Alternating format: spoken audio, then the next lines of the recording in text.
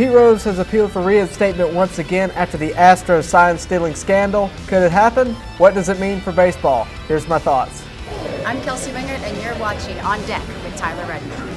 Hi, this is Phil Necro. You're watching On Deck with Tyler Redmond. Hey guys, Mike Fullnevish here. You're watching On Deck with Tyler Redmond. Welcome into On Deck. As always, drop a like and make sure to subscribe to be a part of everything going on here at On Deck. And hey, hit that bell for notifications so that you know the moment something drops. I always try to be on top of things and post as soon as possible. So, a hot topic right now is Pete Rose. And I think it's important to know who Pete Rose is, what he did for the game, and why he got banned. Pete Rose is a Rookie of the Year. He's an MVP. He's a Silver Slugger. He's a Gold Glover. He's a 3-time batting champion.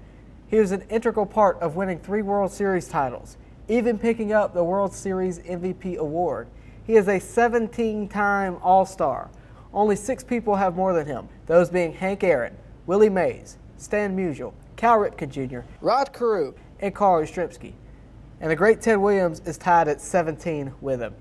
He was the captain of the Big Red Machine, arguably one of the best teams of all time, and of course, more at-bats and hits than anyone who ever played the game. But awards and numbers aren't always what matters in baseball. Pete played with an energy, an enigma that hasn't truly been seen since. Pete's spirit on the field is what is remembered. Not so much the awards or the stats.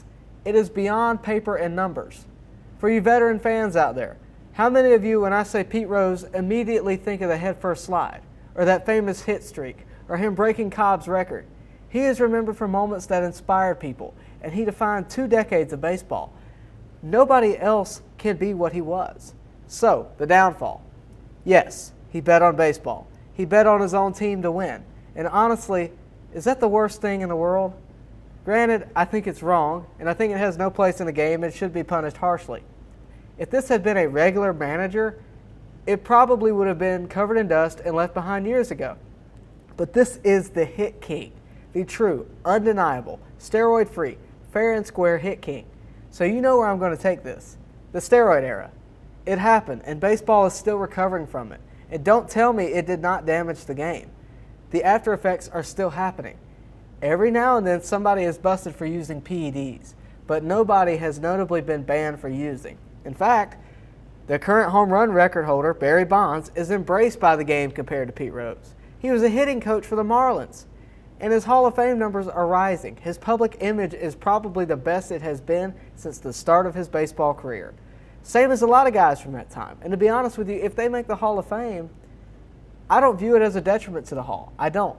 I would rather be inclusive of those that defined an era, even if it is the steroid era, because simply the Hall of Fame should preserve history of the best in the game.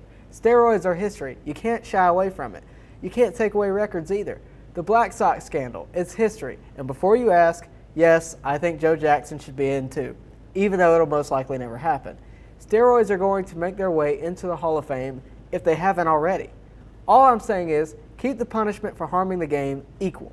That takes me to the Astros, who, I'm just going to say it, they flat out cheated, which is sad. I like a lot of these players, but it had a terrible effect on baseball. Managers were fired, and now there's a shadow of legitimacy. Was what Pete did really on that level? Because based on these punishments, Pete far outweighs what these guys did. Pete fell into temptation and, in his words, needed an edge. His edge was mental.